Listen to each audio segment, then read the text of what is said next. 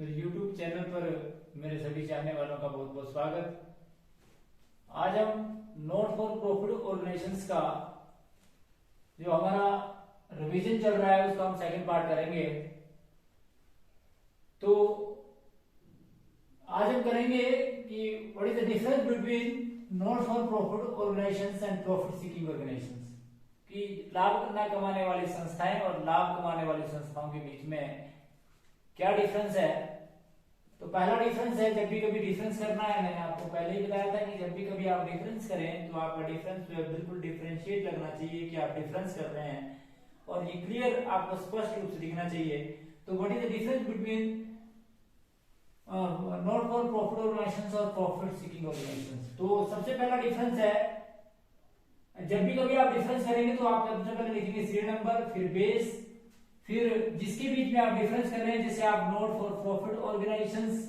और profit organisations के बीच में डिफरेंस कर रहे हैं, ये क्लियर दिखना चाहिए। तो बात आती है कि पहला डिफरेंस क्या है, objective. What are the objective? तो आप सभी जानते हैं लाभ न कमाने वाली संस्थाओं का मुख्य उद्देश्य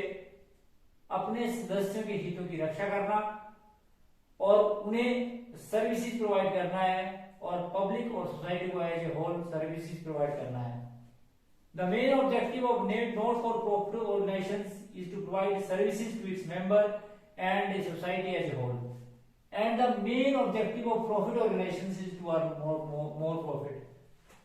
लाभ न कमाने वाली संस्थाओं का मुख्य उद्देश्य अपने सदस्यों के हितों की रक्षा करना व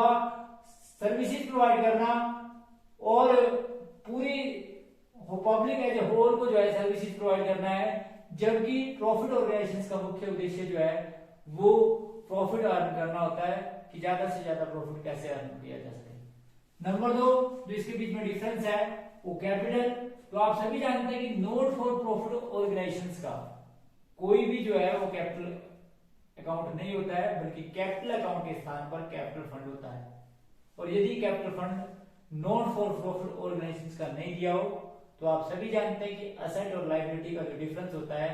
उसी को आप कैपिटल फंड की संज्ञा देते हैं, जबकि प्रॉफिट ऑर्गेनाइजेशंस का जो है वो कैपिटल अकाउंट होता है, अर्थात जो amount invested by the proprietor in A business is called capital. वहां पर जो है वो कैपिटल वो होती है कि जो बिजनेस के प्रोप्राइटर द्वारा बिजनेस में इन्वेस्ट की जाती है। उसके बाद अगला डिफरेंस जो है वो है जी सरप्लस और profit. Not for profit organisations वर्ष के अंत में इनकम एंड एक्सपेंडिचर अकाउंट बनाती हैं और इनकम एंड एक्सपेंडिचर का बैलेंस या तो सरप्लस आता है या डिफिक्ट आता है, जबकि प्रॉफिट ऑर्गेनाइजेशंस जो है वो वर्ष के अंत में प्रॉफिट एंड लॉस अकाउंट बनाती है, उसका बैलेंस या तो नेट प्रॉफिट आता है या नेट लॉस आता है। तो ये था इसके बीच में डिफरेंस की सरप्लस और डिफिसिट, अर्थात नॉट फॉर प्रॉफिट ऑर्गेनाइजेशंस जब इनकम एंड एक्सपेंडिचर अकाउंट बनाती हैं तो उनका जो बैलेंसिंग फिगर आता है या तो सरप्लस आता है या डिफिसिट आता है, जबकि प्रॉफिट ऑर्गेनाइजेशंस वर्ष के अंत में जो प्रॉफिट एंड लॉस अकाउंट बनाती है तो उनका जो बैलेंस आता है या तो नेट प्रॉफिट या नेट लॉस आता है। उसके बाद अगला डिफरेंस है डिस्ट्रीब्यूशन ऑफ प्रॉफिट। आप सभी जानते हैं कि प्रॉफिट के डिस्ट्रीब्यूशन का नॉट फॉर प्रॉफिट ऑर्गेनाइजेशंस में कोई भी सवाल पैदा नहीं होता है, क्योंकि इसका कोई भी इंडिविजुअल ओनर नहीं होता है, जबकि प्रॉफिट ऑर्गेनाइजेशंस का जो प्रॉफिट होता है अगर सोल प्रोप्राइटरशिप है तो इंडिविजुअल को मिलता है, अगर पार्टनरशिप है तो दो या दो से अधिक व्यक्तियों को मिलता है, और अगर ज्वाइंट स्टॉक कंपनी है तो शेयर होल्डर्स को जो है ये डिविडेंड के रूप में डिस्ट्रीब्यूट कर दिया जाता है। तो प्रॉफिट डिस्ट्रीब्यूशन की जहां तक बात आती है तो जो है वो प्रॉफिट को डिस्ट्रीब्यूट किया जाता है। नॉट फॉर प्रॉफिट ऑर्गेनाइजेशन में कोई प्रॉफिट के डिस्ट्रीब्यूशन का मतलब ही नहीं है, जबकि प्रॉफिट ऑर्गेनाइजेशन में जो प्रॉफिट है वो डिस्ट्रीब्यूट किया जाता है इसके ओनर्स में। जो इसका ओनर होता है वो या तो सोल प्रोप्राइटरशिप में एक व्यापारी और पार्टनरशिप में दो या दो से अधिक साझेदार, और आपकी ज्वाइंट स्टॉक कंपनी में शेयर होल्डर जो है प्रॉफिट को जो है वो डिविडेंड के रूप में प्राप्त करते हैं। उसके बाद अगला जो है फाइनेंशियल स्टेटमेंट। आप सभी जानते हैं कि नॉट फॉर प्रॉफिट ऑर्गेनाइजेशंस जो है वो फाइनेंशियल स्टेटमेंट बनाती हैं। कौन कौन सी जी? रिसिप्ट और payment account, income and expenditure account और बैलेंस शीट, जबकि प्रॉफिट ऑर्गेनाइजेशंस जो है वर्ष के अंत में जो फाइनेंशियल स्टेटमेंट बनाती हैं, अगर मैन्युफैक्चरिंग कंपनियां हैं तो manufacturing account, trading account, profit and loss account और बैलेंस शीट। तो इस प्रकार से ये जो फाइनेंशियल स्टेटमेंट जो है प्रॉफिट ऑर्गेनाइजेशंस के द्वारा तैयार की जाती है, manufacturing account, trading account, profit and loss account और बैलेंस शीट। जबकि नॉन फॉर प्रॉफिट ऑर्गेनाइजेशंस जो है वो रिसीव्ड और payment account, income and expenditure account और बैलेंस शीट को प्रिपेयर करती हैं। तो that is the difference between profit seeking organisations और नॉट फॉर प्रॉफिट ऑर्गेनाइजेशंस के बीच में क्या डिफरेंस है वो आपके बीच में बताया। तो बड़ा इंपॉर्टेंट क्वेश्चन है, कई बार आपको 3 नंबर का क्वेश्चन आता है कि what is the difference between profit organisations और नॉट फॉर प्रॉफिट ऑर्गेनाइजेशंस, या what is the difference between profit seeking organisations, profit making organisations और नॉट फॉर प्रॉफिट ऑर्गेनाइजेशंस के बीच में क्या डिफरेंस है। उसके बाद अब बात आती है कि accounting system adopted by non for profit organizations, कि नॉन फॉर प्रॉफिट ऑर्गेनाइजेशंस जो है वो किस प्रकार का अकाउंटिंग सिस्टम को अडॉप्ट करती हैं। जिस प्रकार से प्रॉफिट ऑर्गेनाइजेशंस जो है वो डबल एंट्री सिस्टम को अडॉप्ट करती हैं, इसी प्रकार से नॉन फॉर प्रॉफिट ऑर्गेनाइजेशंस भी जो है वो क्या करती हैं, वर्ष के अपना अकाउंटिंग सिस्टम को अडॉप्ट करने के लिए डबल एंट्री सिस्टम को ही अडॉप्ट करती हैं। तो बात ये आती है कि प्रॉफिट ऑर्गेनाइजेशंस भी डबल एंट्री सिस्टम को अडॉप्ट करती हैं और नॉट फॉर प्रॉफिट ऑर्गेनाइजेशंस को भी डबल एंट्री सिस्टम को अडॉप्ट करती हैं। तो अंतर क्या है? अंतर है ये कि जब प्रॉफिट ऑर्गेनाइजेशंस जो है कैश सिस्टम के साथ साथ mercantile system of book keeping को भी अडॉप्ट करती हैं, जबकि जब आप नॉट फॉर प्रॉफिट ऑर्गेनाइजेशंस की बात करते हैं तो इनका अधिकतर कार्य जो है वो कैश सिस्टम के आधार पर बनाया जाता है। इसलिए इनका जो मेन अकाउंट होता है वो रिसीप्ट और पेमेंट अकाउंट होता है। रिसीप्ट और पेमेंट अकाउंट आपको वर्ष के अंत में कैश पोजीशन के बारे में बताता है, क्योंकि नॉट फॉर प्रॉफिट ऑर्गेनाइजेशंस में अधिकतर ट्रांजैक्शन जो है वो कैश बेस पर किए जाते हैं, इसलिए ये मर्केंटाइल सिस्टम को कम अडॉप्ट करते हैं, बल्कि कैश सिस्टम को ये अधिकतर जो है अडॉप्ट करते हैं। तो इसलिए ये कहा जाता है कि ज्यादा अंतर यही है कि डबल एंट्री सिस्टम में तो ये दोनों अडॉप्ट करती हैं, परंतु जो नॉट फॉर प्रॉफिट ऑर्गेनाइजेशंस हैं ये कैश सिस्टम के आधार पर कार्य करती हैं, इसलिए इनके जो अधिकतर कार्य होते हैं वो कैश बेस पर होते हैं और ये रिसीप्ट और पेमेंट अकाउंट को जो है वो इनका कैश बुक जो है इनकी एक मेन अकाउंट माना जाता है। उसके बाद अब बात आती है कि जो नॉट फॉर प्रॉफिट ऑर्गेनाइजेशंस हैं वो कौन कौन सी बुक्स को जो है वो रखती हैं। Number 1 cash book. तो मैंने जैसे आपको बताया कैश बुक ये इनकी सबसे मेन बुक मानी जाती है, क्योंकि नॉट फॉर प्रॉफिट ऑर्गेनाइजेशंस में अधिकतर ट्रांजैक्शन जो होते हैं वो कैश में होते हैं, वो कैश बेस पर ही होते हैं, क्रेडिट बेस को जो है ये प्रायोरिटी नहीं देते हैं। उसके बाद बात आती है कि अगर क्रेडिट में भी ट्रांजैक्शन हो जाते हैं तो इसके लिए नॉट फॉर प्रॉफिट ऑर्गेनाइजेशंस जो है वो मेमोरेंडम बुक रखते हैं, क्योंकि कई बार ऐसा होता है कि गवर्नमेंट की एजेंसियां होती हैं और उनके पास जो है वो उधार में भी उनको जो है माल सप्लाई कर देते हैं कुछ एजेंसियां, क्योंकि उनको जो है उनका गवर्नमेंट से ग्रांट आने में या कुछ और समय लग जाता है, तो उधार की जो मदें हैं उसका लेखा जोखा जो है वह मेमोरेंडम बुक में करते हैं कि अगर कैश के साथ साथ कुछ मदें, बहुत कम मदें होती है कि जो उधार में होती हैं, परंतु यदि वह मदें भी हैं तो उन मदों का लेखा जोखा, उन आइटम्स का लेखा जोखा जो है वो मेमोरेंडम बुक में किया जाता है। उसके बाद आता है number 3 stock register. Stock register जो है वो बड़ा मेन रजिस्टर है, इस बात का ध्यान रखें कि स्टॉक रजिस्टर जो है वो नॉट फॉर प्रॉफिट ऑर्गेनाइजेशंस का भी जो है वो मेन रजिस्टर माना जाता है, क्योंकि नॉट फॉर प्रॉफिट ऑर्गेनाइजेशंस में बहुत सारी आइटम ऐसी होती हैं जैसे बिल्डिंग है या कोई भी ऐसा इंपॉर्टेंट आइटम है, जैसे बिल्डिंग है, प्लांट एंड मशीनरी है, फर्नीचर है या कूलर है या कोई रेफ्रिजरेटर है या पंखे फैन है, इस प्रकार से, या कोई कंज्यूमर आइटम्स ही है, स्टेशनरी है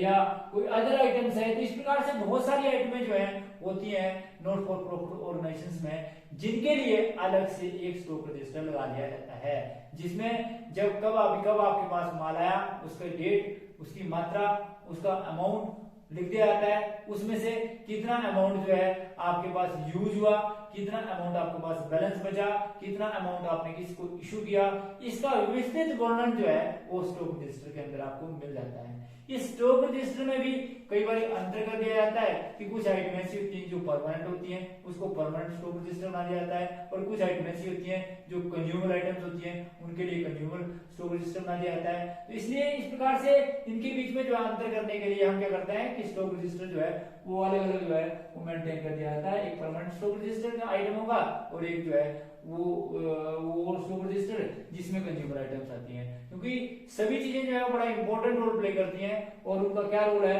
इन सारी चीजों को भी देखा जाता है। तो स्टॉक रजिस्टर के बाद अगला जो है वो सैलरी एंड वेजेस रजिस्टर। कई बार हम क्या करते हैं कि यदि भी नॉट फॉर प्रॉफिट ऑर्गेनाइजेशन में जो लोग कार्य करते हैं वो बिना किसी सैलरी या बहुत कम सैलरी या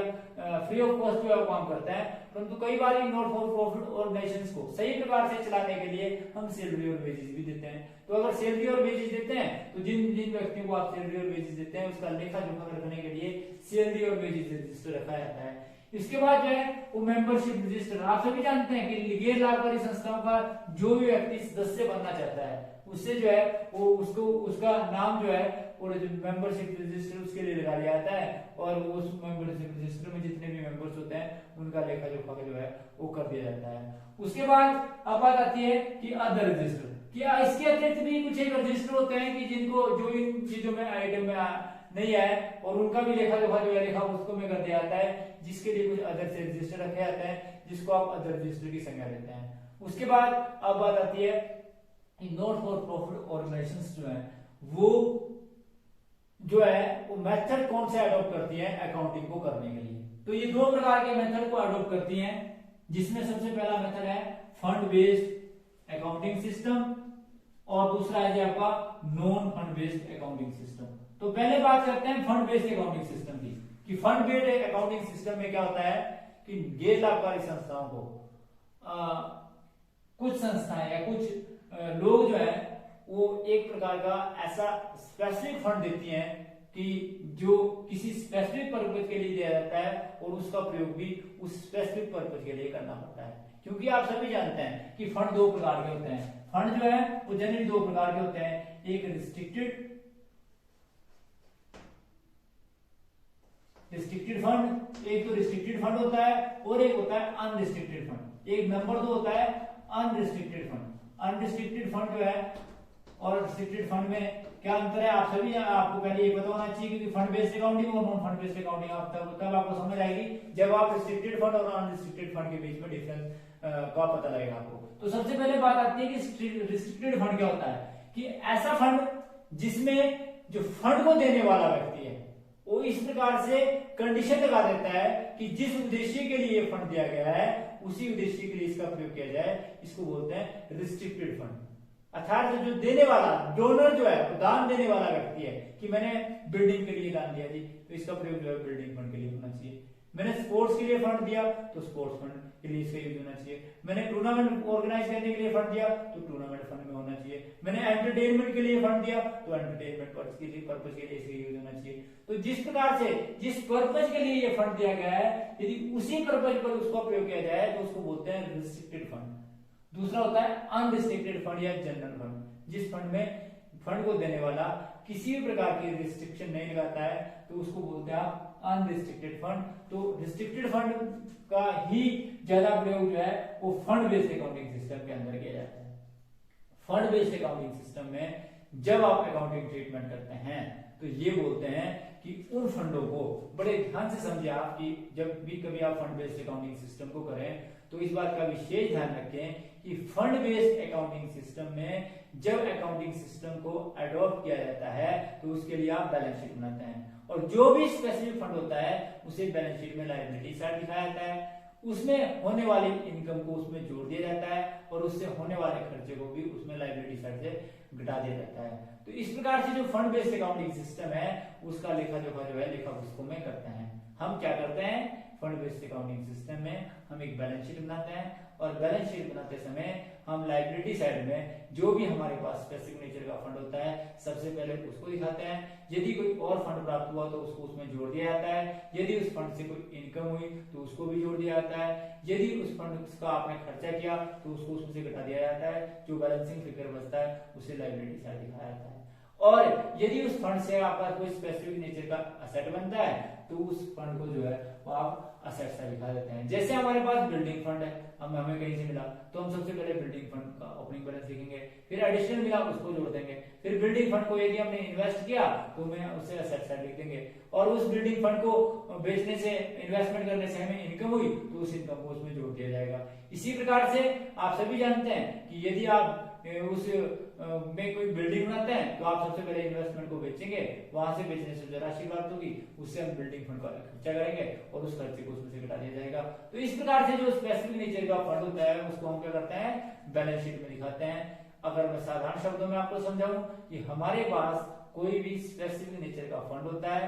उस फंड में हम अगर एडिशनल फंड होता है तो उसके जोड़ते हैं, उससे यदि कोई इनकम होती है तो उसे भी जोड़ते हैं, यदि आप उसको इन्वेस्ट करते हैं तो उसे असेट साइड दिखाते हैं, अगर इन्वेस्टमेंट को बेचते हैं तो उससे बेचने से जो क्योंकि हम बेचते इसलिए हैं क्योंकि हम उससे कोई खर्चा करना चाहते हैं तो हमें पहले इन्वेस्टमेंट बेचनी पड़ेगी, वहां पर बेचने से जो हमें राशि प्राप्त होगी उससे हम खर्चा करेंगे और जो हमारा उस बैलेंसिंग फिगर बचेगा उसे हम लायबिलिटी साइड दिखाएंगे। तो इस प्रकार से जो आपका स्पेसिफिक नेचर का फंड होता है उसके अकाउंटिंग ट्रीटमेंट जो है वो लेखा पुस्तकों में आप करते हैं। हम अगली वीडियो के अंदर इसका प्रैक्टिकल पोर्शन आपको थोड़ा समझाएंगे कि किस प्रकार से इसका प्रैक्टिकली इंप्लीमेंटेशन किया जाता है, बैलेंस शीट में किया जाता है। और जो दूसरा फंड है non fund based accounting system, वो आप फंड बेस्ड अकाउंटिंग सिस्टम को पढ़ने के बाद जो है इसको पढ़ेंगे। तो इस प्रकार से नॉट फॉर प्रॉफिट ऑर्गेनाइजेशंस के द्वारा जो अकाउंटिंग को करने के लिए दो मेथड अकाउंटिंग सिस्टम में अडॉप्ट किए जाते हैं, एक तो है फंड बेस्ड और दूसरा आपका non fund based accounting system. तो फंड बेस्ड अकाउंटिंग सिस्टम में किस प्रकार से अकाउंटिंग एंट्री किस प्रकार से इसका थ्योरेटिकल पोर्शन मैंने आपको समझाया। इस बात का ध्यान रखें कि फंड बेस्ड अकाउंटिंग सिस्टम को बनाने का जो मुख्य उद्देश्य होता है कि कोई भी संस्था, इसका सबसे पहली विशेषता यह है कि फंड बेस्ड अकाउंटिंग सिस्टम में जो भी फंड का डोनर द्वारा दिया गया है वो ये चाहता है कि उसका प्रयोग जो है उसी उद्देश्य के लिए किया जाए कि जिस उद्देश्य के लिए जो है ये बना है। तो सबसे पहले तो ये है कि फंड बेस्ड अकाउंटिंग सिस्टम में जो फंड को देने वाला है वो ये चाहता है कि जिस फंड को मैंने दिया है इस फंड का प्रयोग जो है उसी उद्देश्य के लिए किया जाए। नंबर 2 बात, दूसरा इसकी विशेषता ये है कि फंड बेस्ड अकाउंटिंग सिस्टम में जैसे आपको किसी भी गवर्नमेंट के द्वारा या किसी भी डोनर के द्वारा जो फंड दिया गया है उसके लिए जो कुछ रूल और रेगुलेशन बनाए गए हैं उन सारे रूल और रेगुलेशन को उस फंड बेस्ड अकाउंटिंग सिस्टम को करते समय आप ध्यान में रखें कि कोई भी ऐसा अनलीगल प्रोविजन ना करें कि जो रूल और रेगुलेशन से बाहर हो। तो जो रूल और रेगुलेशन बनाए गए हैं उसी के अनुसार, जैसे मान लो बिल्डिंग को बनाने के लिए ये कहा गया था कि सरकार के द्वारा जो आपको डोनेशन दिया गया था तो सबसे पहले सरकार ने ये बोला कि इसका कोई स्पेसिफिक जो है वो मैप होना चाहिए जिसके अनुसार जो है वो बिल्डिंग बनी चाहिए। तो आप स्पेसिफिक उस सारी बातों को मानेंगे जो गवर्नमेंट के रूल और रेगुलेशंस के द्वारा अडॉप्ट किए गए हैं। नंबर 3 बात है कि जिसके डोनर्स के द्वारा जो चीज आपको बनाने को बोली गई है, जो चीज आपको करने को बोली गई है, आप उसी उद्देश्य के लिए उसका प्रयोग करें। अगर मान लो फॉर एग्जाम्पल उन्होंने कहा कि आपने सामाजिक कल्याण के कार्य करने हैं तो आप उसका प्रयोग जो है सामाजिक कल्याण के कार्यों के लिए ही करें। तो ये था कि आपका फंड बेस्ड अकाउंटिंग सिस्टम। तो मैंने आपको आज बताया कि what is the difference between profit organisations और प्रॉफिट सीकिंग ऑर्गेनाइजेशंस। उसके बाद आपको बताया कि accounting system adopted by profit organisations उसमें कौन कौन सी वो बुक्स रखती हैं उनके बारे में बताया। उसके बाद मैंने आपको बताया कि जो आपके मेथड्स क्या हैं जो अकाउंटिंग जो नॉट फॉर प्रॉफिट ऑर्गेनाइजेशंस द्वारा इसको बनाने के लिए अपनाए जाते हैं, जो मैंने आपको 2 बताया कि फंड बेस्ड और non fund based accounting system. तो इस प्रकार से thanks for watching the video. Please like, comment and subscribe my channel.